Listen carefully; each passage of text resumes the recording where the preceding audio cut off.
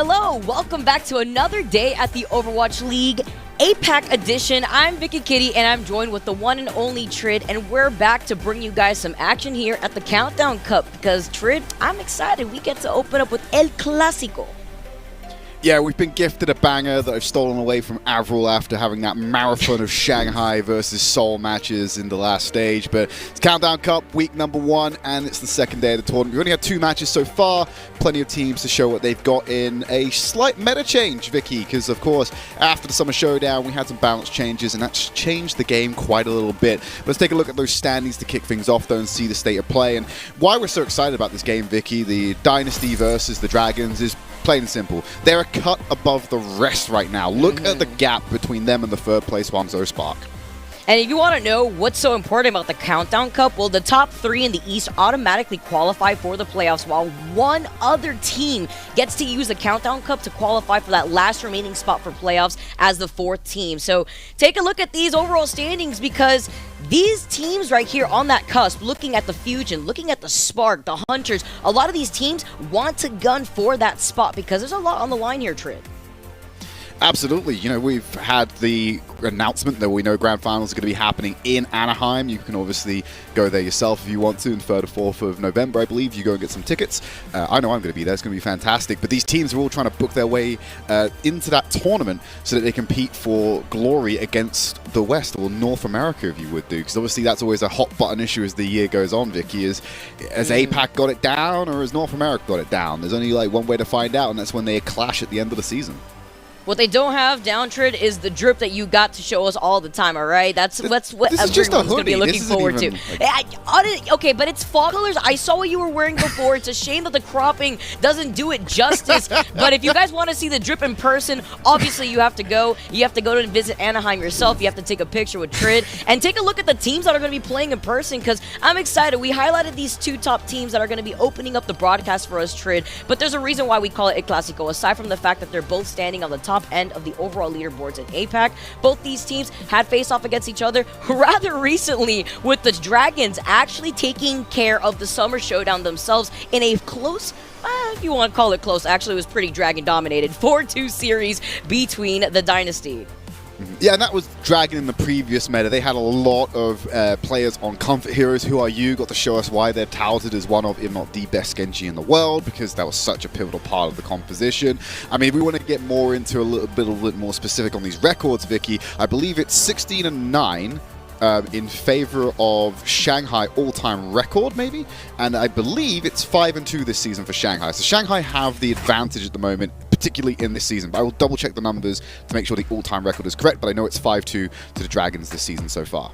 Yeah, crazy. This team, I believe, only dropped, like, what, 3 maps in total throughout the entirety of the Summer Showdown. One of those, by the way, was the Philly Fusion, just like Dynasty. Well, you know, Dynasty did the same thing. Dynasty have done the same thing. Don't worry about it. They're just, yeah, exactly. That's why I love it. Highlighting what we got in our lineup, though, Trid, look at this. Fate is making his way back meta as well, and I'm excited to see how this new meta is going to really kind of unveil what the Dragons have up their sleeve, because I'm excited to see some Lip Sombra on our hands.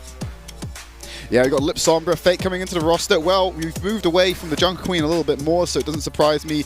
We've maybe moved away from someone who might be a little bit more specialized in that role. But let's go ahead and take a look at the Seoul Dynasty, because I'm expecting another change here. It's the same as what we had yesterday. We've removed Prophet from his short foray into being a support player. Prophet is back on damage. And Iris starts for the Seoul Dynasty. They debuted yesterday in their series against the Valiants. You know, for anybody who watched that series yesterday, despite what the score says and it's saying 3-0, if you haven't seen that series, you have to watch it, because the Valiant looked like they were on another level. I don't know what happened. I don't know if No Hill just left a book for the rest of the team to read, but that was a close game, which is what brings me to watching this series unfold, Trid. Are we going to have a close game? Is the Dynasty kind of going to figure out what happened in that first day to see what they have to iron out against a team like the Dragons that they constantly lose to? Well, here's the question, right? If you look at it purely from a results-based analysis perspective, you go a close series against Valiant. They're not doing too hot. Is this a weak Seoul Dynasty? I don't know. I think week one always throws a few spanners in the works, especially when we jump into a new meta in the stage.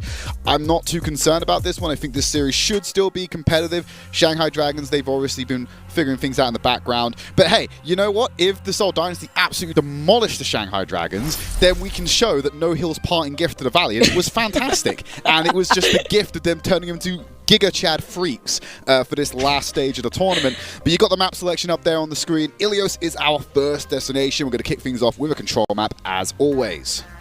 I'm excited. You know what? Never too late, as I always say. Always run on my own time trade. I would absolutely love that for the Valiant to just make that sudden comeback, but they would have to start with by taking a map first, of course. And even though that didn't happen, this is not the Valiant runback season. This is not the revenge tour of the LA Valiant. I can't give it that much hopium trade. I have to be realistic here. Okay, I always love hyping up the underdog, but unfortunately, that is too far away from us to even see. Dragons in the Dynasty, though, we have this, and we are going to get started again here on Ilios. I'm excited to see how this new meta is going to be playing out for us. As you noticed, a lot of Winston didn't get a lot of playtime in the Summer Showdown, just got absolutely shredded. But if you look at the damage lineups, of course, we get a Tracer and the Sombra. Sombra returns, Lip already taking a little bit of damage, but we healed up. Pay attention to who gets hacked, who gets blown up early in these fights. Smurf already getting hit with the anti, though, but we've seen the survivability from Smurf time and time again. That's exactly who he's known for playing on the Monkey here. Dragon's going to be able to try to play Ring Around the Rosie around Dynasty, who have that positional control already over the point. And it's interesting to see just being able to get that EMP first with the Sombra is going to be key here, but Fate falling incredibly low. Got to be trying to pay attention to how the damage dealers are working in tandem here. A hack followed up by a burst from Tracer Pulse Pistols on a singular target. That can get rid of someone fast. So expect some eliminations if they can double up, because most teams are spreading their efforts, trying to harass the backline and keep the opposite DPS in check for the time being. Point control has gone over to the Soul, and yeah, they'll keep fighting around the point. Prophet's been hacked a few times, but he's been able to get away from the trouble. He's got that pulse bomb ready. We see a few of those missed just yesterday, but today is a new day here. As he does miss that one too, but it's okay. Now, as Vince unfortunately actually goes down, they do trade that for Li Jaegon. Iris does have that nano boost now being put down here, as Vindame is going to be able to go around the corner. Fletta's not going to be able to get that pick just yet. Izayaki does go down, though, with a nano boost himself. Big anti there onto the Dragons. Fate being taken out. Fleta nearly losing their life as well. Dynasty have managed to stabilize quite nicely. I mean, you got to think about how long that first fight went on, Vicky, before someone finally dropped. Fitz being the first blood. You had pulse bombs being accumulated, nano boost being accumulated before anyone was under the risk of actually dying. That's the exact opposite of what I expected to see. This is kind of Junker Queen strats where the fights go on for ages. True. Actually, very true, especially with that survivability. See the nano boost getting put down here too. Nice anti, though. It's a Fate and Lip. Li Jaegon goes away here without the rally in for this fight. The Dynasty not only keep this control over the point as the Dragons try to inch their way towards it, Prophet's not going to let them have it for free, and the Dynasty are looking fantastic. A lot of stall available from Dynasty as well. They now have Smurf's Primal Rage online, so if things get a little bit difficult for them, they have a panic button to get them to 99% and let the overtime tick down. Prophet, of course, will keep that harassment on the point as the Monkeys will trade out. Smurf unable to actually use that extension because he got hacked out. Can't use the Primal Rage, and so they're going to have to do it without their big source of health on the point. Not going to be able to be there to also control some of that space here, but they still are going to be able to hold on to that point till 96%. The Dragons finally flip it in their favor here, as Li Jaegon is going to be able to try to wrap up and at least clean up some of the point here while also trying to maintain, or rather get some of that ult control. Dynasty still have Smurf that's going to be coming out with the ult, so at least here in this situation for Dynasty, they're looking fantastic already at 96%. What a strong start. Yeah, it's a fantastic position to be in now. You can just try and build up ultimates, try and trade up against the Shanghai Dragons, and you can breach, win one fight, and you'll pretty much take the round as well. They've done all the legwork, but if Prophet goes down that early, you lose a bit of bite, and you're unable to assault the point like you'd want to.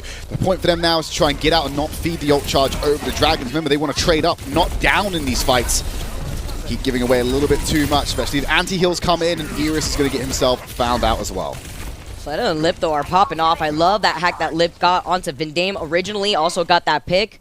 Iris is going to go down, is going to have the nano boost for this next fight. Dynasty looking fantastic in terms of ult economy. The Dragons have that to match as well. Pay attention to the way that Lip and Fitz are going to use this EMP and the way that Iris is going to be able to deal with it. You see where they drop down on this one. Easy hack, you can just go for the hover hand on the Smurf. Just look how fast they get demolished. If you're left out there in the middle of nowhere, none of your tools available, you are going to get burnt every single time if they're set up. No, don't do it. Oh, no way! There's no way! Oh my god! I love our observers. I love our observers for that setup. Genius. We came early for Lip. Here's Johnny as you waited for him. He said, you think you're so slick. Here comes the EMP. Izayaki got hacked in the middle of that. Here comes the rally coming in from the Dynasty. It's the cherry on top for this cake. And they just want to wrap up this point. Lip will have to decloak on this one. He can't stay stealthy. He wants to contest the point and keep it alive. Dynasty have control of it. It's 99%. There's the recall. Someone else needs to take his spot. No one's in position to. And there you have it. Seoul taking the first round. But just going back to that ridiculous scene we just saw, Vicky, like, that's some of the mind games that has to happen with the Sombra. Obviously, both of them are permanently stealth now. That was a change that came back a while ago. But if you have location on the translocator and one of your teammates can find the fight without the information that you have got their translocator found, that's a really easy position to pick up a free kill, because what does a Sombra do when they're under threat? They just zip out of the fight to their safety net. So you've got so much confidence holding down that position because you're asking for your team to wait for the opportunity to basically force that recall. But then you obviously look in the opposite corner of the room, and actually they're just buying time right now because they're calling reinforcements in to spring a trap on the person setting a trap. It's like, I love it because it's so stupid that it's hilarious to me. Taking pussies to another level. Can't trust nobody, not even yourself sometimes. You already know what the gameplay is going to be here as Dynasty wasting no time to already roll out here. Smurf does get hacked, though, ever so slightly. Lip has been on top of these hacks, and I actually really am enjoying the way that Fleta has been able to follow up, but I want to see more of that here from the Dragons. Fleta making the swap over to the Echo. Yeah, you've got the beauty of having really an untapped skybox here to play around with the Echo. You might be able to get yourself out of those hack ranges as well a little bit faster. Does provide a good option. You've got Duplicate as well. Smurf hacked up. Bubble won't save them. Fleta flies in with a focusing beam, able to pick up another kill. Yeah, that's one of those examples where the cleanup from Fleta is fantastic to get that follow-up off of those hacks from Lip. Prioritizing Smurf as that target, as the support lineup from the Dynasty get demolished. It's going to have to be a reset here for the Dynasty, but already a strong start here for the Dragons. A bit opposite to what we saw in that first round, Trid. Prof is going to be taken out. It's a good thing they've stemmed the flow of that Pulse Bomb coming in. They're so close to getting 100%. Dragons just picking up a lot on the exit here. Trying to generate what ultimate advantage they can for themselves. Fitz gets a cheeky kill onto Lip right at the end there, so that sets the Dynasty up nicely. Looking for Profit's Pulse Bomb. There's no real way to mitigate this one, so if he gets a good stick, chances are that's going to convert into a kill quite easily. It gets hacked over to the other side. See where Profit's going to be able to stick this Pulse Bomb, though. Been taking a look at his Pulse Bombs, how effective they've been so far. He sees the decloak real quick, but he sees the lineup, and he gets that stick here onto Izayaki. Huge pick off here as Izayaki was about to get that nano boost for this upcoming fight. This allows the Dragons now to have to back off a bit, maybe give some of that space over to the Dynasty. EMP coming in, though, finds Smurf and Vindane. What an immediate turnaround the moment that they find that pick off of Profit. Yeah, they just found one so far. Fitz does have the EMP as well if they want to try and fight this and stay in the fight longer. Don't know if they want to commit it to this fight, though. Like I said, they've just lost Vindane as well. They don't have a cohesive unit. They found Fleta naturally, not using those big resources, but you can see the recalls are coming in. They don't want to stay in this fight. Escapes are going to be pretty hard. Lip has the chase down. We're now getting into the final leg of this map. Just back on the Izayaki kill. Lip passed Profit. Lip knew Profit was there. He must have communicated that to Izayaki. Obviously, Pulse Bomb's pretty hard to deal with, but if the team wasn't there to support him, it just seems like Izayaki maybe could have been a little bit more heads up on that one. This change up from Fleta being on the Echo has just been so effective too, and just allowing the dive in immediately from Lip's hacks. Dynasty have not been able to put a toe on this point just yet, but they have the EMP, they have the nano boost. Dragons also have that to try to contest as Fitz was on their backline, got ready to actually dive in onto Izayaki. Amazing pickoff right now here. The Dragons now having to back off a bit. That hack also found Lip and Lijaegon. Yeah, Fitz just going straight to the backline trying to get the effort there. Duplicated Pulse Bomb from Fleta takes out Iris to try and level out the support indifference. Vindame is obviously using that rally as well to keep him topped up. They go back into the Echo, which is still lethal, but now they're hacked out of the sky. Oh, and he is falling like a rock here too.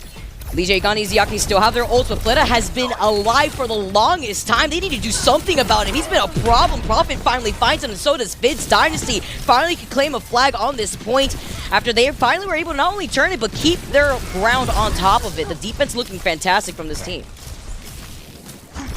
Finally, Dynasty have the point. They're able to accrue more percentage. Taking a look at how the ultimate economy is stressed out at the moment. Fitz is about to get that EMP back online. Lip's going to have to sneak into position. Hopefully hit the back line. You can see both the supports, but I think he wants a little bit more. Prophet just holding down the point. There's the hack. Oh, you can see the dive coming in there from Fate just to reinforce Lip and go for the immediate kill, but good reaction from Prophet, keep him alive. A for effort, Fate falling a bit low here, having to back away though. Fitz also tries to get that nice EMP, finding Smurf and Fitz. It's going to cost Smurf's life as Fitz is going to try to answer right back in with his own EMP. Trade for trade, overtime ticking away with the Dragons having that advantage already. Without Smurf though from the Dynasty, I'm not too sure if they can have that space. He's going to be able to come right back in, and the Dragons are cleaning up the Dynasty, taking the second round. Yeah, that was with a really unfortunate situation. I believe Fleta was getting a nano boost from Izayaki just to keep him alive as the hack came through. So they were grounded, effectively, as they got the nano boost, which cut down a lot of the sight lines. And you kind of look at that situation and go, Shanghai might not be walking away with this fight, but when you look at how they swing it back, pretty easy win for them. They claim the round, take us over to Ruins to seal off Ilios. Echo really showing how useful it's been here for the Dragons on Ilios.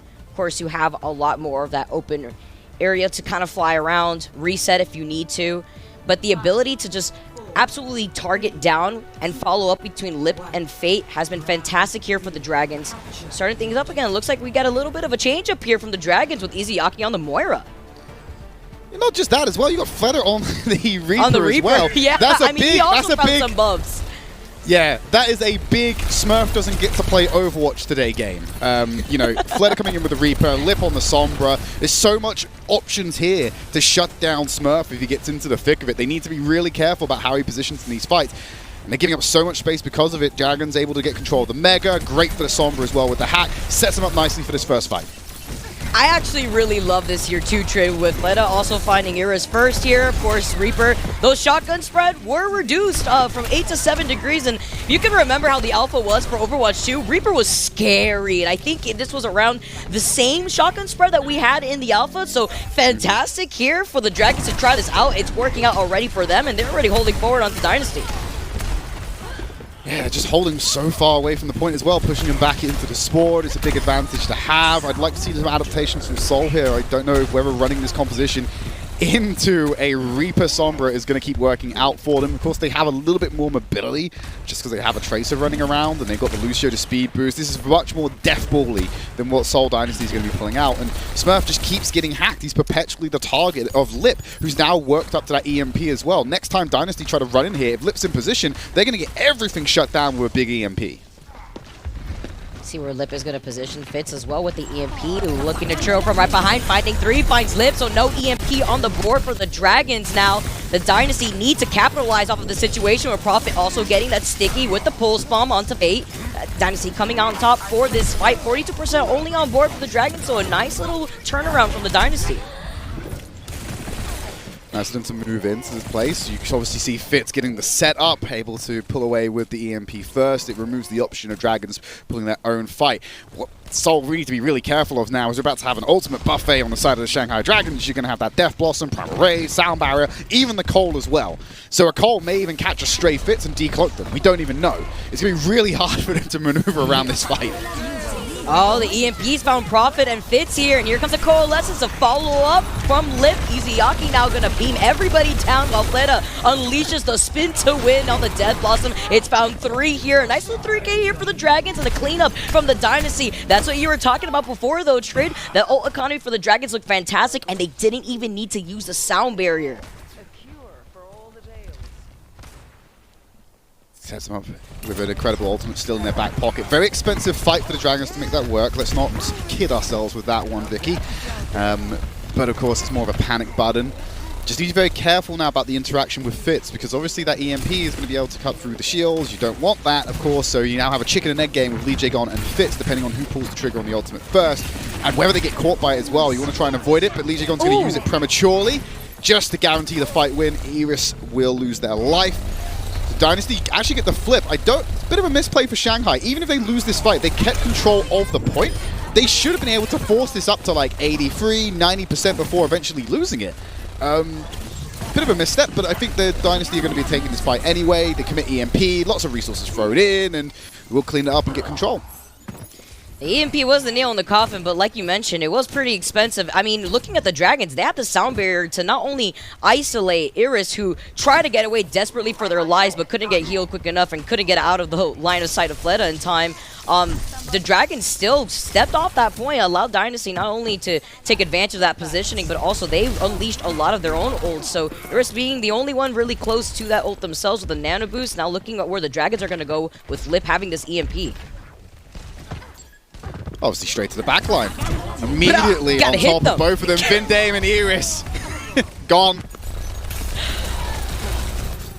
They're out of here, Trid. The backline of the Dynasty get taken out with Lip isolating that focus on the EMP, but they've lost out on 3 from the Dragons now, really leaving just Lip to really hold on to the point. Overtime ticking away in favor for the Dynasty, and their plan just disappeared before their eyes. Even without Iris, even without Vindame at the very end right there, the Dragons just fell apart. The Dynasty taking map number 1 in this first series. You can also, one of the changes that I love, Vicky, is that you obviously we have the ping system in the game. And we were watching that POV when we were going, oh, where are they going for the EMP here? Where do they want to drop it? Well, you saw the ping on the Ana. You're giving the information even more directly than it would have been done before. He was just following the waypoint that was set for him to get to the back line, find Vindame, find Iris with the EMP. Unfortunately, and I guess miraculously for the Dynasty, they were able to still win the fight despite losing 2 out of 5 of their members. So fantastic performance from them to level out this round and take the first map in this series. I'm really excited to see how the rest of the series is going to play out, especially after that last fight. That's going to be on the other side of this break. We're going to have Paraiso.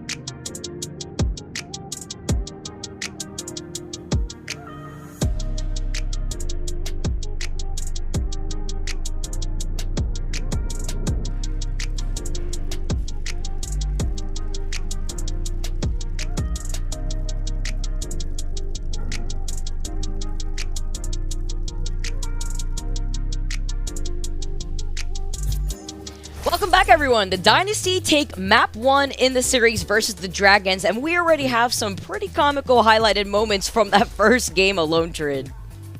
Yeah, it gets really interesting when the Sombras try to mind game each other, when you don't have all the information from a character that has infinite stealth. Can lead to a few assumptions that are incorrect, especially when it comes to camping the translocators for a quick kill off the back of your team. You don't know where the Sombra is to begin with. Maybe look over your shoulder first. They might be closer than you think, and they might not need to translocate to come back there and kill you. That's exactly what happened in an outplay that we saw on Lighthouse. But that's just one round of Ilios, which did go the way of Dynasty to take the lead in the series. We're now looking ahead to our second map. It's going to be a hybrid coming in. And we saw some swaps from the Dragons in terms of the Echo, of course. We usually see that on Well, but then we also saw the Reaper coming out as well. So I'm looking at the Dragons, and it looks like we may be making some adjustments for jumping into the second map Trid. But it's interesting to see some of these different characters that we're seeing highlighted going into a new meta overall. Yeah, a little bit more variance than what we just saw from the damaged roster slot that we saw in the previous meta with Junker Queen. It was the big question, do you take the Sojourn? Do you take the Ashe? And beyond that, we didn't really see much variance apart from the occasional switch off the Tracer from the Genji as well. Hey, these things happen. Seem to be getting a lot more variation, especially in the tank lineups this meta, but also we saw some support changes in the last one. So it's exciting so far. Key to see how it develops over time and see how these comps get refined, because they tend to do that sometimes, Vicky. You start off very wide, and then as the season goes on, we start realizing what's being what's countering what. Eventually, it kind of becomes a little bit more homogenous towards the end with even less variance, but a higher proficiency at playing these comps. And looking at Bebe actually stepping in for the Dragons, we could possibly expect the Zenyatta coming out from the Dragons. We're going to have to see. It looks like the Dragons didn't like the rollout that they had from their support lineup. So I'm interested to see how this is going to play going into Paraiso, which is, again, going to be our second map. And, you know, Zenyatta being into the roster, what is Zenyatta going to bring? You got the Orb of Discord, you put that on a target, Lip comes round with a cheeky little hack as well. Someone's getting deleted if they do that correctly. It doesn't matter who you are, you will get burnt and melted if that combo lands on you. So if they do roll out with the Zenyatta, Vicky, and we do see them both targeting correctly, expect Seoul Dynasty members to be dropping like flies. I'm laughing because I want to achieve the Zen state that Prophet is in. With the heating pad on his face, he looks like he's just here another day at work, nothing here to see. He's excited, he's relaxed with the rest of Dynasty. They look like they're having a really good time jumping into the second map, though. It's nice to highlight some differences here. Now that we don't have to be sitting down and watching Jotes and expecting what we're going to expect from all these other teams, now we get to break down Paraiso even further. You know, when I was looking at this map, this was actually a map that I was thinking, hey, you know, actually, this could be a D.Va map. Like, I could totally see this being really good for D.Va, just being able to get onto the high ground real quick. But you know who else does that? Winston. And we've been seeing a lot of the Monkey coming out from North America. We've been seeing it from Contenders Korea. And it's interesting to see how a lot of these teams have been able to deal with the Winston, with the Sombra, but we've also been seeing different variations from the DPS lineup. Yeah, and how are they going to approach what could be one of the... I think it's pretty impressive anyway. The first kind of point line, first defense line of point A. Got nice terrain. Lip obviously goes for the cheeky Widow. Hang on a minute. Is this... This is basically just Jotes. Shanghai Dragon are running Jotes. Sans Junker Queen at this point. You know what? Try it out. Although, we did see before from the Dragons that it was Who Are You on that Genji that was going absolutely crazy. It was just, I'm interested to see how Fleda's going to try to approach this. Could be a map thing here too, Trid. After the map, they'll have some notes for him. Oh, no. This is what you should have done. A touch up on the way that the Dragons are going to try to approach it slowly, though. Trying to take control of the underpass here, while also trying to give space to Fake, who's taking a nap real quick. Smurf is going to wake him up real quick before trying to find him as an isolated target. He tries to get away, but the Dynasty say no way, but they turn their back to Fleta, who slices and dices right through that back line. Gone a little bit defensive. I think losing Iris so early in that fight to a lit railgun headshot. Can't forget about the pick potential that comes in just from a Sojourn alone when the railgun is charged. So they'd rather take the L early so they can regroup and have a chance at contesting this point once more, and they're in position to do so. Smurf leaps out. Bebe on the Ana. We're predicting the Zen here, but of course the Ana coming out being just as viable here as Izayaki is going to try to neighbor him on the Brig. So the Dragons Still taking that second tick now and climbing, whereas the Dynasty are just trying to take their time. Prophet needs to get a big pick here from the pulse bomb. Isn't going to find the stick here. Izayaki still reigning with that flail. Prophet is now trying to isolate Fate, but he hasn't been able to. Unfortunately, Will Fitz going down from the Dynasty, put them at a deficit, but it's a one-on-one with Izayaki getting traded. Yeah, able to find 2 before going down, so there's a great trade for Fitz. Ultimately, Seoul, big factor in how they were able to stay in control of that round, of that point, and Prophet not quite getting a headshot, which also means that they don't die, but they do have pause for thought when chasing down Lip once more. Lip on the high ground real quick. Smurf possibly looking for an opportunity, trying to shove him off. So the Nano Boost, though, getting put onto Smurf. He's also got Primal ready if he needs to pop it here. He'll be able to back away, going to be able to pull a lot of that attention away from the Dragons, but they have a plethora of ultimates of their own to answer right back. Smurf falling incredibly low, though, so that Primal's going to try to be activated. Now he's going to be on the high ground. Iris going incredibly low, as Fleta's going to be able to slice right through there. Dynasty now getting split up from their attention, though. You can see Fleta with that blade. He is going to be able to find Iris, but the rest of the Dynasty are playing incredibly spread out. Not allowing Fleta to get the actual advantage that he wanted to with that blade, but with Fitz going down without using that overclock, it actually is looking great here for the Dragons. Fate tried to use the Primal Race to stay alive, but too many members have gone down with just a lone operator.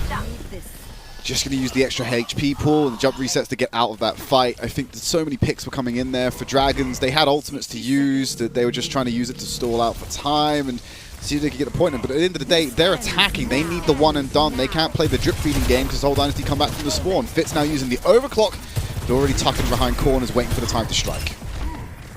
They used it before in that last fight, but has the opportunity now and actually using it from behind his corridor. And he's found Flood, a huge pick for the Dynasty to force the Dragons off this point to prevent them from getting this payload moving. We've highlighted it before on the stream here, Trip, that it can be so difficult to get this point even controlled, to even get this payload moving. This is insane. And they just had an incredible fight where the Dynasty were playing incredibly spread out, but they weren't able to get those picks fast enough to prevent the staggering from the Dynasty for them to actually trickle right back onto that point.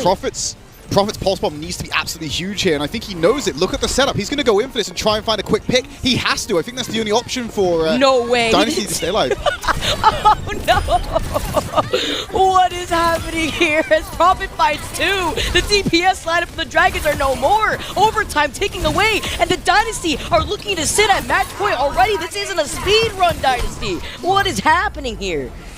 Playoffs Prophet without the playoffs right now. I know he got a huge assist from Fitz at the end there to find the second kill, chunked by the railgun. Still nice to see the Sojourn synergy coming into effect. But Prophet was just able to tuck away. He had the only ultimate on the board. He has great pick potential. So does Fitz. There's a lot of threat here from Seoul Dynasty. And as Shanghai Dragons are under the time pressure to go in, they can't be checking every corner. They can't be checking every angle. They can't be playing it safely because they need to get to the point and contest. What happens when you try to rush? You get caught out. Your mistakes get abused by the other team. Dynasty clean them up in a 30-second rush job. I consider this a full hell hold because they weren't able to capture point A, but it's still 92.4% on the clock, Vicky. That means there's a bit of a journey for the Dynasty to put in, but they are on the cusp of going to match point against a team that has given them so much trouble this season. Absolutely correct, Dre. That's why I'm going to tell myself I'm going to reel back up a little bit here because the Dragons have been rolling out with some interesting choices here. Fate on the Doom, something we saw a little bit before. Smurf, wondering if Smurf is going to stick onto this D.Va. We talked about D.Va's utility on a map like this, especially the difference that it could bring versus the Winston. But it's going to be interesting with the way that the Dragons were just staggering onto that point. Nice little cheeky play there from Prophet at the very end. 3, 2, 1. Let's see the rollout. Izayaki going on to a hero they are particularly well known for. Tank lineups all over the place today. At the moment, we had a D.Va that's now switched back to a Winston, but we do have Fate sticking on the Doomfist here. So, you talked about pick potential. You've got Fleta, you've got Lip, you've got Fate, you've got Izayaki, all in the mix here who can provide a nice chunk of burst damage to just take targets out. Seoul Dynasty need to be very conscious of where they step. Of course, they're going to focus Izayaki, quite immobile. There's no real support there. They found both the backline already. This is huge for Dynasty. Oh, that was disgusting. Smurf getting the follow-up immediately as Fitz was able to get that hack. They try to deal with Fitz with Bebe getting the anti, but Dynasty are looking like they're on another level. Enough practice after dealing with the Valiant, I must say, yesterday. Now look at this. Maybe a delayed hold here, but you have to have Fleta at least try to touch the point. Already uses the recall, already uses those blinks, and now you see them just desperately trying to hold on to the point. There was nothing they could do. Nope. Where's Fate? Fate's spending so long getting back to it. That's one of the last members to go down. You want that high HP pool target to be on the point. You had Fleta go in. Well, they have 3 dashes and a recall. Once that's done, they're so vulnerable. You have a Sombra that comes in. They decloak. What are you going to do? Send the Arda to point? Are you mad? It's like there's nothing you can do at that point. Seoul Dynasty offered just a decisive first fight, able to immediately delete the backline. Not an option for the Dragons to go. And in a very dominant fashion, the Seoul Dynasty already at match point, and they're on the cusp of just sweeping the Dragons, which is just such a stark contrast from what we saw in the Summer Showdown just a few weeks ago. Absolutely not what I was expecting for our El Clásico series here on our hands. And interestingly enough, while I was saying I'm going to reel it back in, well, Dynasty said no breaks. We are fully sending it here against the Shanghai Dragons. Now they're sitting here at match points. We're going to see where we're going to be going on to map number 3 at the other side of this break. You definitely don't want to miss this one.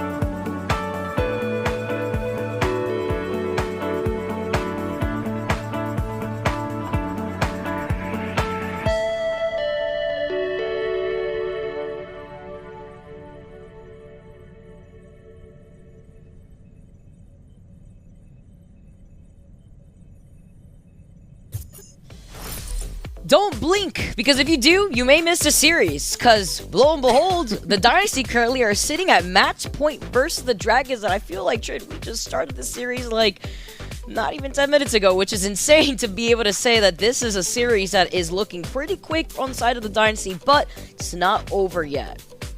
Look, we've had some entertaining moments, but yeah, it's going a little bit quicker than we thought it would so far, but hey-ho. It's only map number 3 that we're coming up to. There is still a chance that we still go to distance. They're not out till they're out, Vicky. So we look towards map number 3, which is going to be an escort type. We'll get the selection up for you shortly. It's going to have more substitutions coming in from the Dragons. And I think you made a comment to me in the break. It's like you're unsure what Dragons are doing right now. And you think they're unsure as well, because they just seem to be changing the script every couple of minutes. Like every different map, we've had a different substitution. We've now got once more in. Void is coming in for the mix. Now, we've had so many substitutions in this match so far. Dragons have changed a player every map. We've also seen the compositions change in the map between rounds and different attempts. Like, there's a lot of variance coming in here, which could be good. It just means they might have specialized strat for things, but it's currently not working against Dynasty, whatever they've been throwing out. So, as we look towards our third map, which I'm not going to spoil it, I'm not going to tease you anymore, it's Junkertown is what we're going to be going to. Void coming in. Not sure what that spells for them. The roster from Dynasty is going to remain unchanged, and I'm riding Dynasty stonks right now. I feel like they're going to be pretty good going into the third map. I'm expecting this to be a 3-0. I want to see what the change-up is going to be from Dragons, because, like you said, Vicky, they seem a little lost right now. I was a little scared because at first I didn't see Lip stay on the Dragons for this third game, and I was like, okay, well then, if they're not going to try to run the Somber, what are they going to do? So they brought Lip back in. I like this idea. With them also bringing in Void, I'm expecting, are we going to see a Diva? Are we going to see the Zarya? Because they felt like Fate being on the Winston was not it. I mean, and I don't blame them. You're dealing with the Dynasty, specifically Smurf, who's been known for his Winston. His survivability on Junker Queen was already good. Now expect that 10 times more from his Winston. So I think the Dragons understand that that's what they have to deal with right now. So they're bringing in Void to see what they could do differently to try to match that with the Dynasty. But at the moment, I mean, again, don't let that 3-0 against the Valiant deceive you, because they were popping off in this close series against the Dynasty, going a lot longer than what we're seeing right now between the Dragons, surprisingly. Hey, if you would have told me going into the Countdown Cup that the LA Valiant looked more competitive against the Seoul Dynasty, I would have asked you to go in for a checkup of some description, because that shouldn't have been happening. But it hasn't looked that way so far. Let's hope that we have a change of tune as we head into Junkertown, as we've already mentioned. And the only way I think the Shanghai Dragons could truly be original, truly think outside the box at this point in the tank lineup, is bringing us out a Roadhog. But I don't think that's going to happen. Instead, could be having the Queen herself on native turf coming out for Void. And if you sub in Void, who was their dedicated Junker Queen player throughout the whole of the Summer Showdown, it's not too far removed in this selection that could be what he's rolling out and what the Dragons plan to roll out on Junkertown. Oh, I think you just got baited, Trid. If we're going to see this... I don't care, Vicky. I don't care. It allowed me to talk a little bit about what Void has historically played on the Dragons in the last stage. It still had value, okay? Because I got excited real quick because I'm thinking to myself, you know, he did bring up the Roadhog. I think Hog is like the only tank we haven't seen. Like, we even saw Orisa, like, briefly, you know. I love the pasta I've been seeing with the Orisa and the horse emojis. The Orisa throw, Orisa spin, Orisa slam, and Orisa the battle win. castle. Yeah. Gotta love it, all right? But we haven't seen the Orisa here yet. We're seeing the Sigma come out, and I'm interested to see how this plays out, because it wasn't what we were thinking from the Dragons. Maybe we were expecting a Junker King to randomly come out here, but Void actually filling in with that shield. Okay. They've got themselves in a good position. They've given themselves a lot of free space, because Dynasty are opting to play very far back. Fitz keeping an eye for where Lip might appear on this Widowmaker.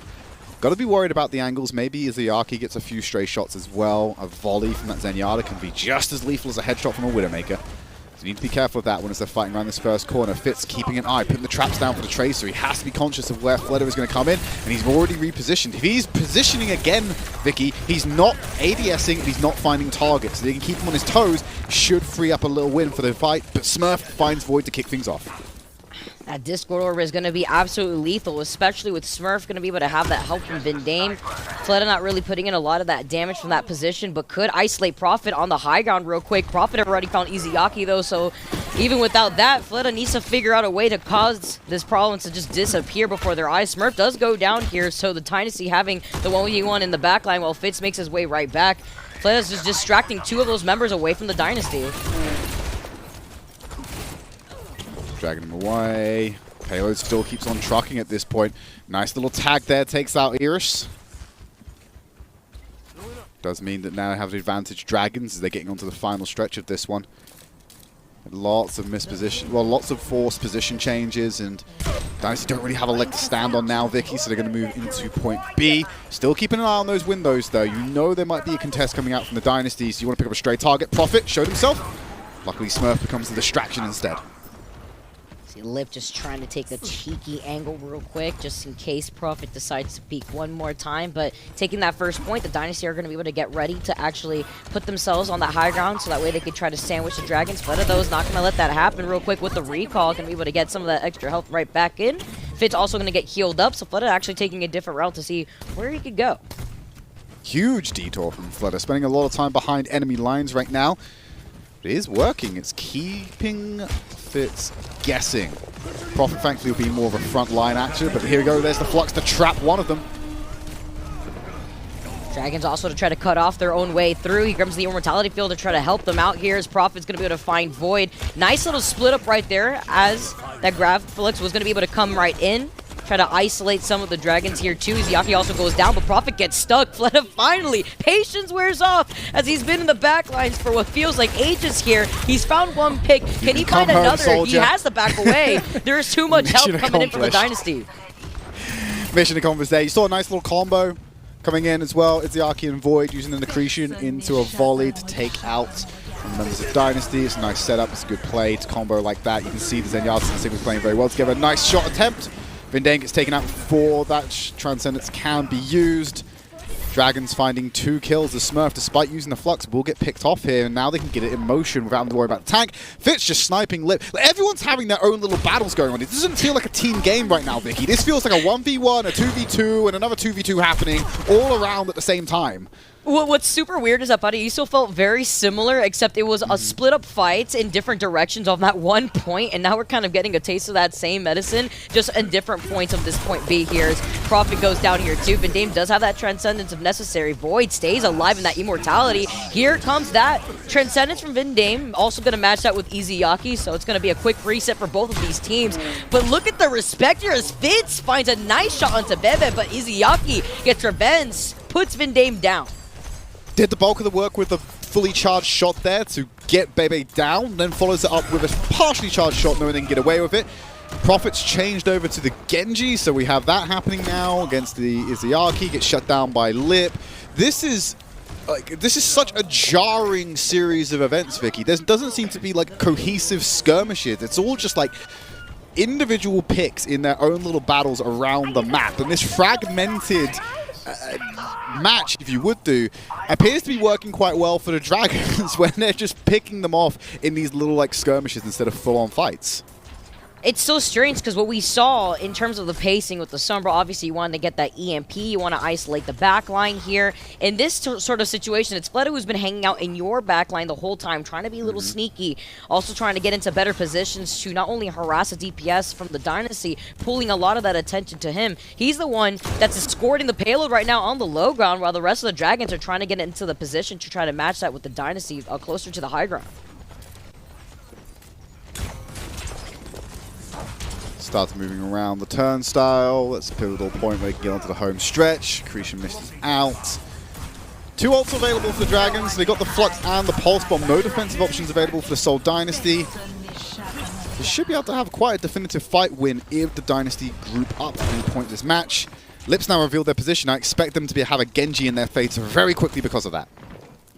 Oh, Lip knows. I mean, Lip could see him too with that ult. Gonna be able to pull away just in time. Now, Prophet gonna be able to try to take advantage, and it has found Lip. Had the opportunity, the patience paying off. Immortality Field saves Iris and Smurf at the same time. There's survivability as they're trying to escort their way right outside that room. The same thing coming in from the Dragons. Void stays alive, but not for very long. Fleta with that pulse bomb also can get some revenge right back onto Fitz, but it's a trade for trade between the Dynasty and the Dragons for Void Izayaki as well as Vindame and Fitz. That is such a difficult position to assault, especially when the window comes up. You've got Immortality Fields that can be tucked around corners. It doesn't matter that you use the Flux. They were both able to be saved out by the Baptiste. Like I said, the window just being an oppressive damage tool to send Smurf back down to get some healing. Couldn't contest it. Prophet's got a blade. He's going to drop on Izayaki. Oh, what a shutdown from Void, and the aggression saying, none of that, Blade, please, sitting him down, but Smurf still going to be able to come out on top through being able to get that pick. Vindame coming through with the Discord orbs, putting in so much damage. The Dynasty just shrugging that off, saying, all right, that's fine, you can get that shutdown here, but we're going to still be able to hold this corner. Heals are being dug in now, Vicky. 1 minute remaining. Transcendence is online for both teams. It's a race to find some kind of damage ultimate from either side. I think Smurf's currently the closest in the way they've been playing in the latter stage of this map. I think they're going to be able to get their Flux up online for a next fight. Izayaki will have to save that as an answer. If they can get a pick, it might spell disaster for the Dragons. We have the opportunity as the Transcendence is popped, and so is the Transcendence from Vindame, but the only difference here is, Crid, the Dragons are out from Bebe, so the number advantage is still in favor for Dynasty. You have less than 25 seconds on the clock, and Prophet is cleaning up the rest of the Dragons, so they are in last fight territory. They have to go for this reset, and the Dynasty are looking to hold them fully back here. There's no reset to be had, Vicky. They've got no time. This is not a coordinated thing. They're going to have to sprint to the point. They're probably going to have to send Fleta to do it. I think they're the only person who could reasonably touch the point in time. I don't think he can. There you go. That's the dash in. No! Just barely. Just barely. Just barely. I mean, he was exiting out of the side door at like, what, 4 seconds? It was right there, but... That's just unfortunately. Like, I tell you what the problem was there, Vicky. He didn't do the cricket move where you have to save yourself from getting like bowled out, where you have to like basically like hold and extend your bat as far forward as you can as you run back to the wicket. He needed to do that with his sword. If the sword was in, the sword was touching, we could allow it. But of course, they keep the sword retracted in their hilt on their back. There was no extension there for them to be able to get into range. An unfortunate timing error there by the Shanghai Dragons. But of course, they were under a lot of pressure to be able to achieve that. Still, good distance in point C. Nice benchmark set. Very defendable for the Dragons. But that small timing error from the team, the inability to capitalize on that final fight, may mean that they've just spelt disaster. Because if the Seoul Dynasty are able to meet that point on this map, it does mean that that's a 3-0 sweep for the Seoul Dynasty, and they will start to recover some of the win-loss record that they have been suffering against the Dragons this season, and of course, the all-time record. And they're looking to claim that #1 spot overall in the East here, too. They're still on top of the Dragons, despite the Dragons having their number recently here, too. So, Dynasty looking fantastic here in the Countdown Cup.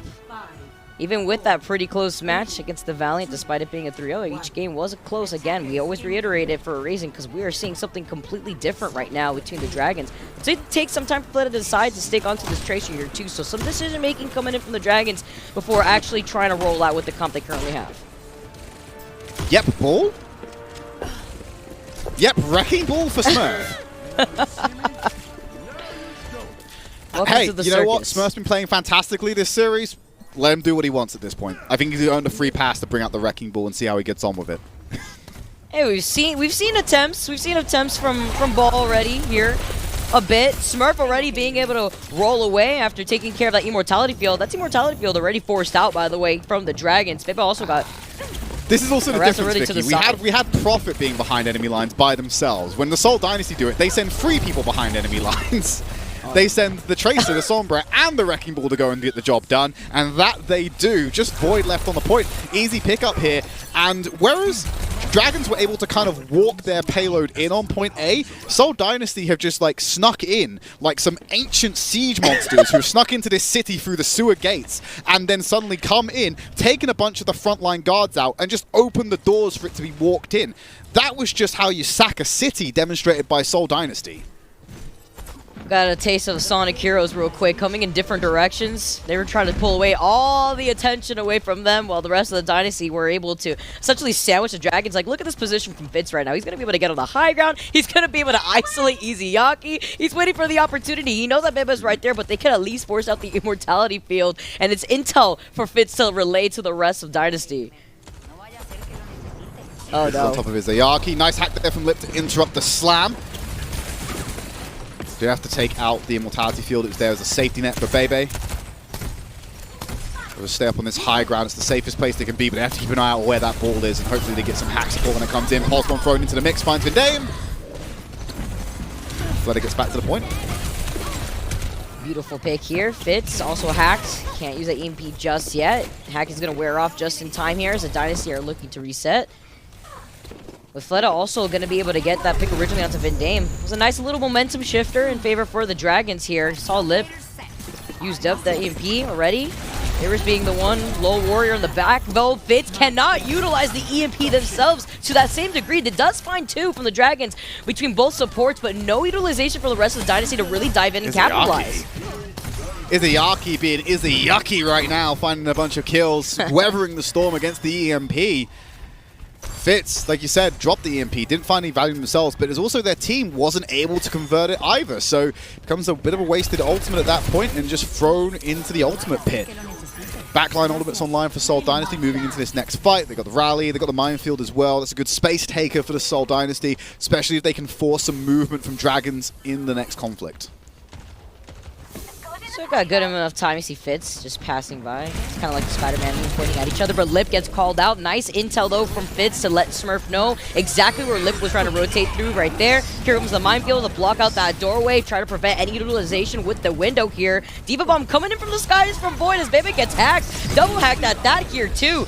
Now you see the Transcendence coming in from Iris, going to be able to restabilize the rest of the Dynasty, but the Immortality Field has other plans here. Lip somehow still alive with quite literally 1 HP. Not for long, though, as Iris is going to be able to clean that up, as well as Fitz. And it's a trade for trade between the both backlines of the Dynasty getting cleaned up, but the Dragons don't have the numbers on their side. So sad to play a Diva when you've got a Sombra on the field, and now Void is starting to understand that you get hacked up, you are basically a walking ultimate battery for the entire team. Converting a lot of ultimate charge over to Fitz, who have that EMP online, hopefully looking for their redemption arc with the next usage. Still, tactics are all that are kind of available here for the Shanghai Dragons. Point B should clearly be going over right now. They don't have a Diva mech, so they don't have that big HP pool target to go and contest. Means that point C falls over to Seoul Dynasty, and they're picking up kills on the exit as well. They're going to buy so much free space in this final section, and that benchmark within 3 minutes and 30 seconds is very achievable. We are on the cusp of the 3-0 Seoul Dynasty sweep. I love that turnaround immediately here, too. Let's take a look at this replay from Fitz to use that EMP right on top of Izayaki. And Izayaki said no, trying to make sure that he has nothing out of that, shutting him down almost immediately. But I like the EMP at the very end before getting that second point from Fitz, because they had to utilize that because they didn't like the way that Fleta and Lip were rolling in. Here comes another EMP, finding Vindame and Iris. Vindame's going to have to cost his own life here from Dynasty, trying to slow them down ever so slightly, but the Dragons also lose out on their supports here too, so it's kind of a stall real quick before the Dragons have to reset too. Smurf's going to roll away to safety. Thankfully, still has the mobility. Minefield on top of the point. It's going to make it so hard to contest. They might have to soak up damage just to go into it. Fleta tries to sneak through, hacked up, antied as well. There's no survivability for them. The Dynasty are looking to roll their way to finish off this series so quick! Are you serious? The Dragons were right there, but the Dynasty and the minefield shred was too much to handle for the Dragons. The Dynasty with a clean 3-0 over the Dragons for this first series. I mean, I said it. Is this going to be a speed run? I mean, this was the last series on my mind that I would expect such a quick game from the Dynasty, having a recent losing record against the Dragons. Right, not once, but twice has it felt like the payload has been using Satoru Gojo's curse technique and using Infinity, because the second that it seems that they get as closer to the payload, they get slower and unable to make contact with it. That's twice on Junkertown. Point C, where they've been unable to contest the point because they've just been millimeters away. So close, yet so far from the Dragons. And the Seoul Dynasty, like you said, Vicky, they're taking the 3-0. Just going to throw it out there so we can move on from it very quickly. Valiant better than Dragons? KEKW? I don't know. They put up more of a fight against the Seoul Dynasty in what appeared to be quite... I'm going to use it, especially for the Dragons, that felt quite scrimmy. That felt quite, let's figure out what's working. And not a lot of it was. And to test that out against the Dynasty as your first series, I mean... Yeah, you're sitting in the top 2 spots. We talked about it before, time and time again, Trid, but these two teams are literally on a different level if you compare them to the rest of APAC. But that last series was on another level from the Dynasty. We're going to highlight Prophet here as our player of the match because Prophet popped off. I want to say equally though, Smurf was also on my mind. Smurf playing absolutely all out of his. I mean, I'm not surprised. Again, his Winston's so good. His Junker Queen displayed amazing survivability, but it's Prophet that we got to highlight here because I want to say that this was a nice turnaround from Prophet, and yesterday looking like Prophet is pretty comfortable right now because he was missing a lot of those pulse bombs previously, but he was able to get a lot more of those stickies with the pulse bombs, and nice little follow-up between Prophet and Smurf to dive in. Yeah, definitely a close, I imagine it's quite a close decision between Smurf and Prophet for this one. I think Smurf's return to form, being able to flex their muscles on tanks that aren't necessarily Junker Queen, has been a fantastic display for us.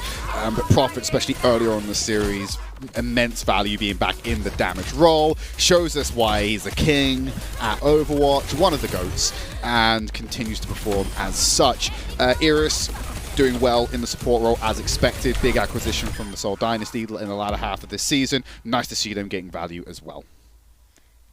Wow, that was honestly an insane series for the Dynasty. A lot to feed off of that. Dragons have a lot to look back onto to figure out where they feel comfortable. Looking at the stats here from Prophet, he did a good amount of damage out here. 18k here, 21 final blows, 48 total elims. Wish I had the live stats to see how the Dynasty did in comparison to the Dragons for those first 2 maps, because that was absolutely insane. I like the cheeky angles that Prophet was trying to take. Let it also try to kind of replicate that onto Junkertown, but Prophet on top there, really showing off the rest of the strength that Dynasty have behind them. Really showing also that yesterday was a really good warm-up for them against the LA Valiant, kind of figuring out where they sit in terms of this meta. Yeah, there's a lot to still be discovered. I imagine the Seoul Dynasty are only going to be able to refine their abilities more, but the Dragons need to do a little bit more theory crafting, I feel. We're going to go to a quick break. When we come back, we'll have a game break for you. The Overwatch League is brought to you by Upper Deck, the official trading card of the Overwatch League. And by TeamSpeak, the official voice supplier of the Overwatch League.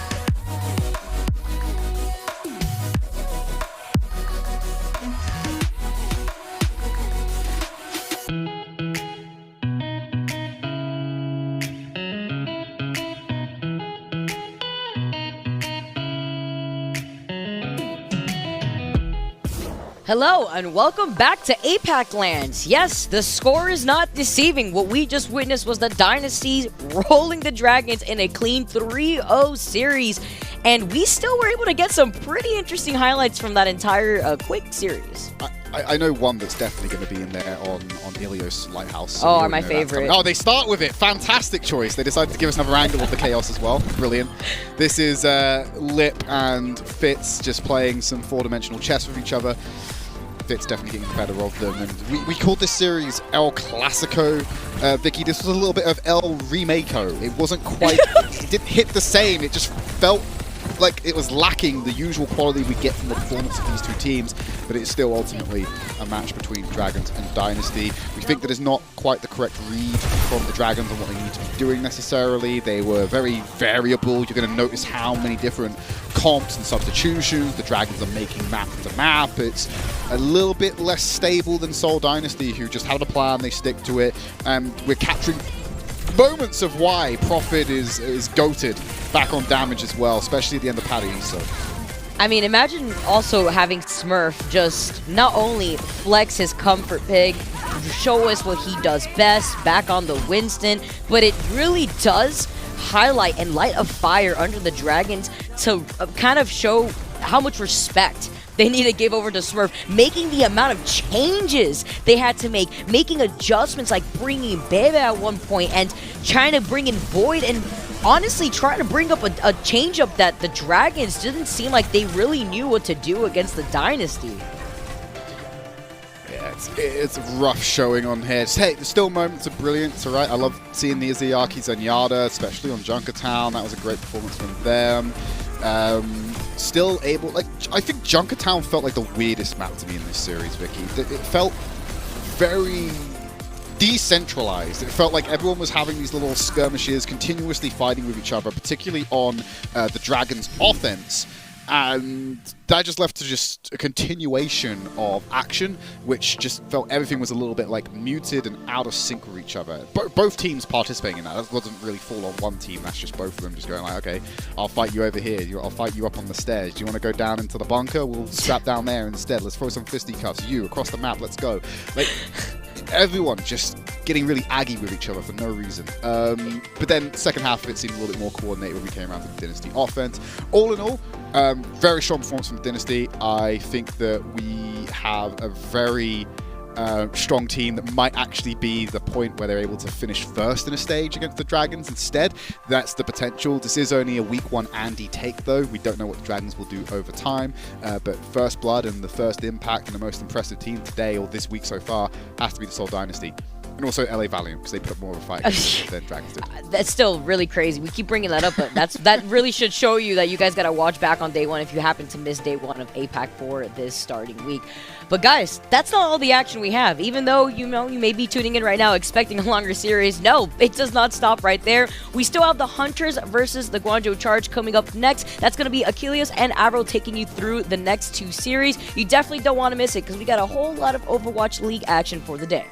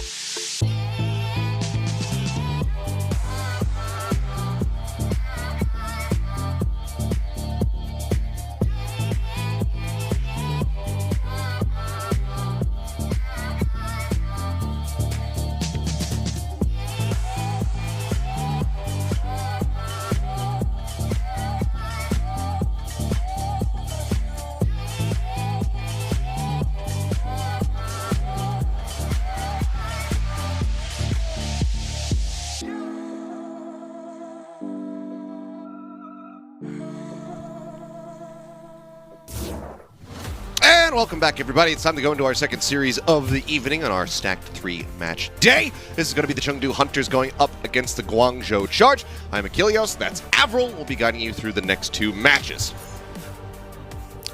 And we already started out with a far quicker game than I probably thought was going to happen. I think we all agreed that that was an interestingly wild match, including a dominant full hold on Paraíso, a comedic Sombra versus Sombra moment on our opening map of Ilios as well. And Seoul Dynasty proved that they are currently the top team in the region, which means Valiant is the second best team in the region. That's how I'm going to look at it. The transitive property, it all holds up. What I learned from watching that series was that just please, and I learned this forever ago, stop running Fleta on Reaper. I hate it. It sucks. It's not good. I hate seeing him play it. Put him on Tracer. Put him on Genji. These are the things that I want to see from that man. But anyway, enough about that series. That one's done with. Now we get down and dirty here with the Chengdu Hunters versus the Guangzhou Charge. Guangzhou still having a very much on struggle street season here with just the 5 victories that they've been able to pick up.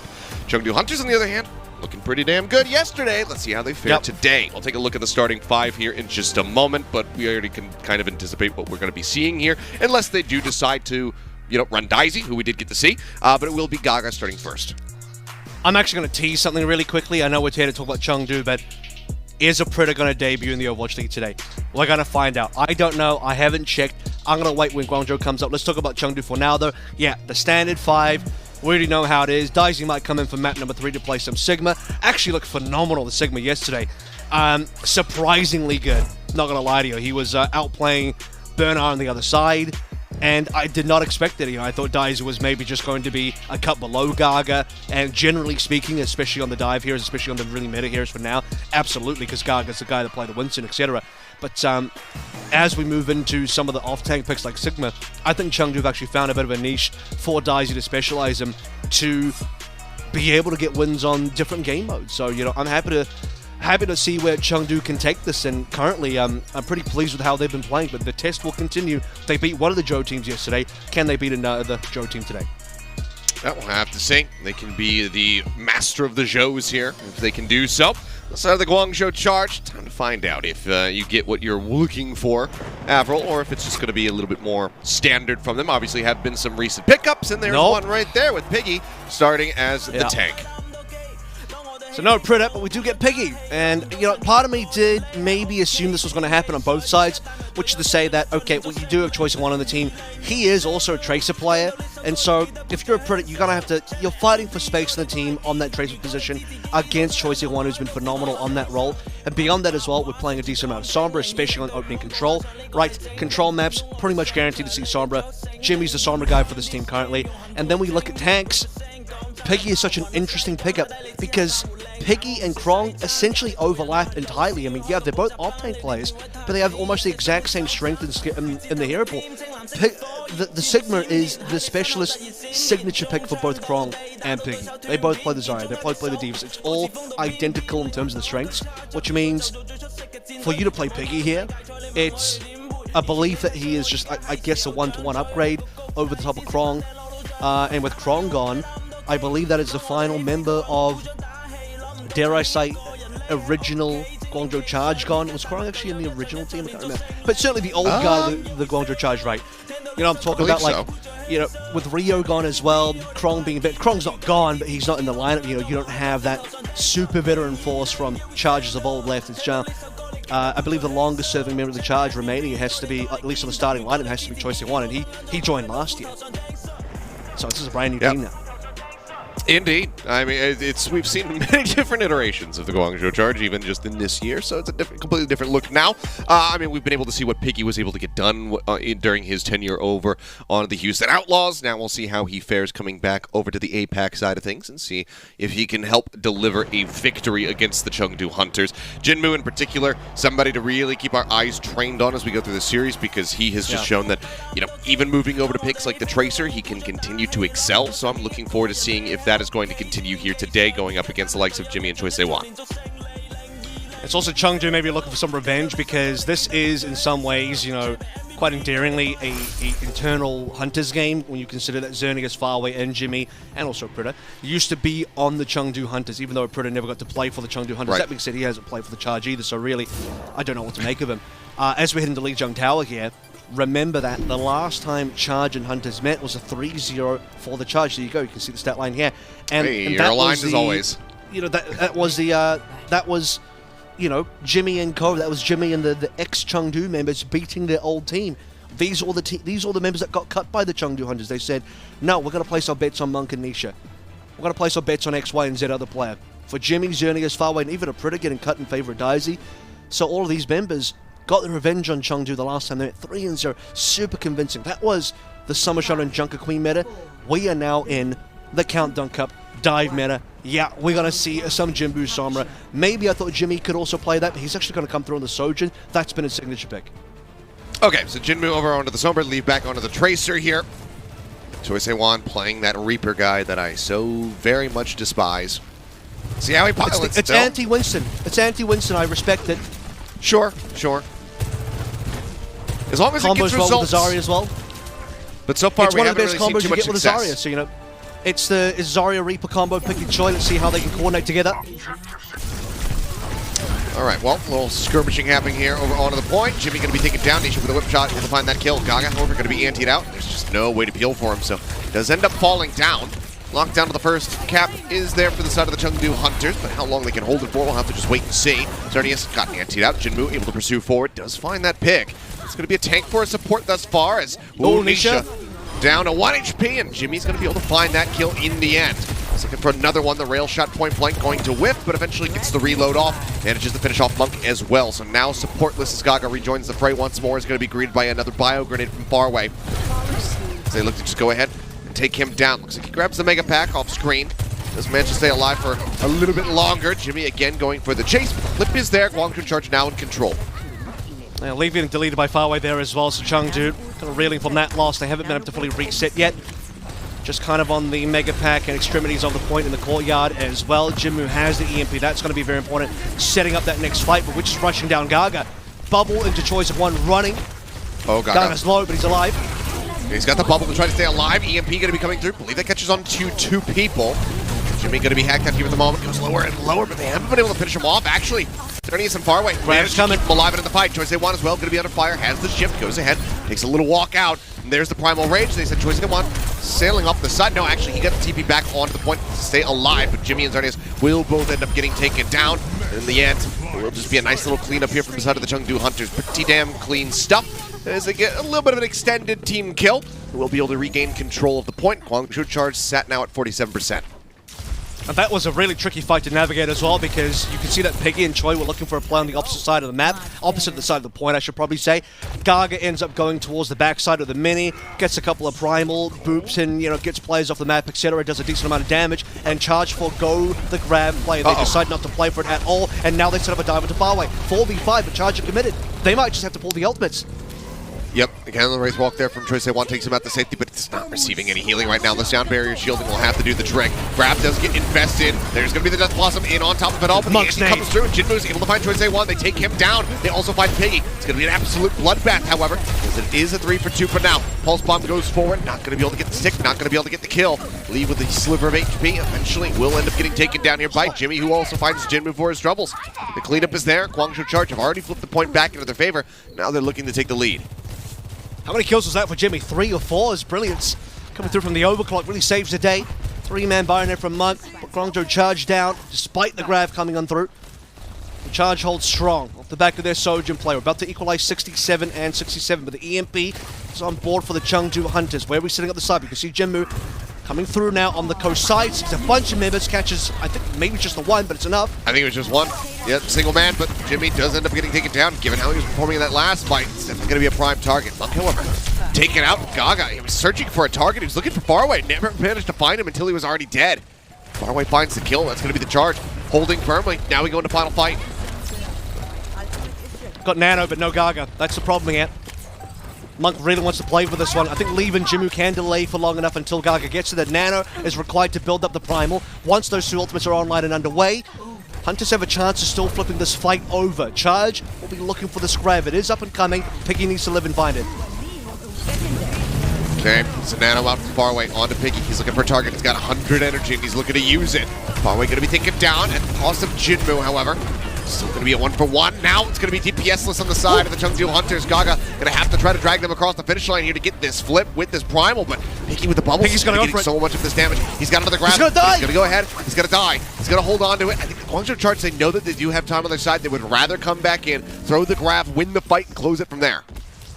Okay, well, that's the gamble that Charge is going to have to make. Could still work out for them. They do have 2 big ultimates to come in, but they have to kind of retake it. And it is off the back of the Zarya, so are they going to try and just go coastal, go straight towards the point? That would probably be the smart thing to do. You want to play the grab on the point if possible. Do they want to risk that play with Gaga, looking to intercept it? Pretty slow so far. We're into final fight territory. Nisha also have beat as one other by Yeah, Anti on the 2, and oh boy, he's going to lose the beat. He gets forced into an Ajax. Piggy locks him in with a grab. He just cannot stay alive, and the gamble pays off here for the Guangzhou Charge. The grab is everything for them to be able to secure the first round. Night Market is theirs. My god, Nisha disappeared. Evaporated. It even looked like Nisha was going to go for the sound barrier immediately as the grab came on through, so no lack of timing on Nisha's side, but he got focused down unbelievably quick. That was... He was gone in under half a second. I was worried that he was going to... Yeah, I was going to say, I was worried that he was going to use it when he first got antied because there wasn't any follow-up damage. I thought that maybe that was going to force him to pull the trigger, and in hindsight, actually, that would have saved their lives potentially. But yeah, at this stage, probably. Yeah. Charge played that one patiently. Like I said, they waited for the final fight, gave Hunters their 99, and then played for a very patient retake where, you know, they didn't want to just risk rotating around coastal, maybe getting booped off. Played through main slowly, found the grab they were looking for. Now, had Nisha managed to get that sound barrier off, could have been a different fight, but it did not happen. They drilled them down. And with that charge, will continue through. Choi now swapping over towards the Tracer, so no Reaper this time around. That might free up a bit of space for Gaga, a little bit less pressure on his shoulders. Already. Skirmishing coming through, push around the flank. Jimmy, rather, trying to get on top of Jinmu. Thrill shot ready, sends it over towards Leaf, not quite going to connect. Leaf's still going to be down quite low as far as the HP is concerned. Anti goes out 1-2, but can't find the kills. Leaf is taken down, so there's no one to follow up with that damage to try to get rid of Jimmy and Farway. Eventually they will get the ladder. As far as winning this fight seems, well, maybe a little bit more likely now. As Jinmu dashes in, finds Xerneas. Some nice movement from him. Guangzhou Charge will be able to get the first lockdown to the point choice they want, just trying to keep them occupied here. Trying to drag some attention away from this. Hunters definitely have a window of opportunity now to strike before the Guangzhou Charge can get all the reinforcements back together. They do, but the flip is there. Only 13% established. Okay, that's a much quicker turnaround for the Chengdu Hunters this time around. Great execution by Jinmu. Unfortunately, Mega Pack and Dark was already stolen by Gaga, but that healed up in either case as the Blade will come up the next fight now. First ultimate's nearly there, far away. A little bit further ahead of Monk. Gaga's in a bit of trouble, but should be okay. Anti down to him, he immediately aggresses over towards Jimmy, who is currently down to about 1 HP. And just stay alive, the healing goes through. Actually, want to grab a pack there. As Gaga trying to make his way out of here. Good pocketing.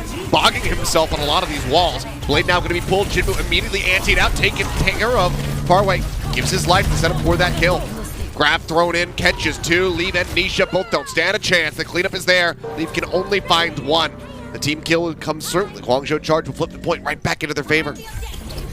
There's a good shutdown onto the Jinmu Nanoblade as well. Like I said, the anti coming on through is always going to be difficult for the Genji to navigate around. And just finish them off with the grab. No further ultimates by the Chengdu Hunters. Nisha on 99 did not have the sound barrier.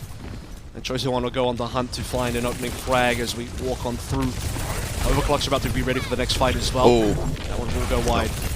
A bit wanting with that pulse bomb. Just lobbing it in, bit of a Hail Mary play, doesn't find the stick that he was looking for. Gaga now going to be popping the Primal Rage, beat out from Xerneas. Only finds 2, it does not find Piggy from the looks of things. So Piggy ends up getting taken down. Frontline broken down. Chengdu Hunters looking for a very fast flip back to their favor, and they've got it. They're going to retake the lead here as they look for some additional staggers. Looks like the supports will be able to retreat back to safety. For now, it is neck and neck between the two teams. A good focus on the Jimmy as well, preventing Jimmy from finding the overclock, which could have been a turnaround for the charge. That'll have to be the ultimate being played now. It's the only one on board going into this next fight. We're barely over, cresting the 60% mark now for one of our two teams, Chengdu Hunters, so it's been a very close affair between both teams, and really shouldn't be a delay here. Jimmy needs to pop this and go for this charge, and start pushing on in. A lot of low HP, though. Jinwoo trying to threaten the kill, the dive is there. Gaga playing off the backup as soon as they hear that he's low. Gaga comes a calling. Wow. They find the kills, quick little wipe coming through. Choice A1's the last one left. Trying to play out around the flanks, get himself back over towards the dropship. Continues to hover quite low on HP, but does barely manage to make it out. That's impressive by the Hunters. I mean, they kind of just kept charge at bay. Raw neutral damage, I mean, no ultimates pop there.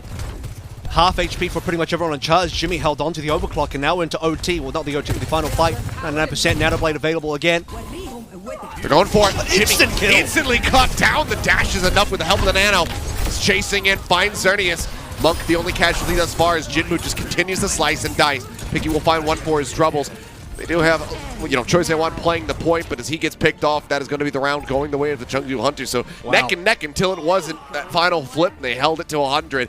Chengdu Hunters will be extending this to one final round as we head over to Gardens. I mean, again, that second to last fight where, Jimmy had the only ultimate available on board during the overclock and just too much damage on the charge. No ability for the charge to walk on forward, press their advantage, whatever minor advantage that may be. Hunters won a very convincing neutral fight there and then came back with a Nano Blade in the next, and there was no counters available for the Guangzhou charge. And this time, Jinwoo doesn't eat a bio, he doesn't get shut down. In fact, the fact that he just kills Jimmy within, one dash combo is unbelievable because that just takes away the overclock possibility for a comeback again. And I talk about the overclock comeback because we saw that on Night Market where Jimmy just kind of popped off 3 to 4 kills on the overclock, allowed the charge to get a fight win. So just deleting Jimmy, I mean, that was really strong from Jimmy. All right, now final round playing for the map victory. Gaga immediately under fire. Choice A1 continues to come back out here with the Reaper, but it's actually going to be Piggy who falls first. Jimmy again finding value with a rail shot, takes out Nisha. The healing going to be cut down significantly, but very much the same here for the side of the Guangzhou charge. But as they lose a member, Jimmy manages to equalize. Leave going to be taken out of the equation now. Jimmy continues to play just around the outskirts here of the point. They need a little bit more of those. The Hunters for now occupying, looking for the first cap, and they will be able to take it for free. Nisha finds kill. That's one way to deal with him, I suppose. Just knock him into the koi pond. Sends him off the side of the map. Gaga is still going to be taken down, however. Far away finding that kill, so this is still going to be fightable here for the side of the Guangzhou charge. They're looking to take the fight and to take the point as well. And that's a really important kill as well because Monk is about to get the Nano, so if you don't kill Gaga then, Monk plays Nano in this fight, and then Hunters take control even further. But because he's down, Charge get the flip. That's despite Jimmy being booped off the map. Yep. There's EMP Nano. There's a lot of ultimates to play through for the Hunters, so they're already on point. And Leave just solo ticking that one up. Gets decently close, but no cigar. Guangzhou charge. They turn their sights over towards the point. They force him back. Now going to be taking the lead. Okay, it's going to be Nano for Nano. Choice A1 receiving one. Has that ult ready to go. So the possible can be pulled out. He's going to try to use it in the back line. And Monk shuts it down. Says absolutely not. The boop was there as well from Nisha. Great little combo play from the supports to keep themselves alive and in the fight. Now, Xerneas is trying to make his exit. A couple tags into the back. And Monk just continuing to find value. I mean, him and Nisha filling the kill feed right now. Impeccable play. That was a beautiful combo, and Monk was impressing me yesterday as well. He was so damn good on the Ana, and now just gets rid of Choice 1, sleep dart into a boob. Choi thought about playing something else. Nope. Back on towards the Reaper. They got to shut down Gaga. The Primal's nearly there.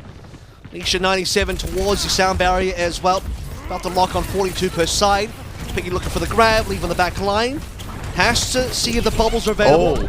And it is. Okay, bubble. Yep.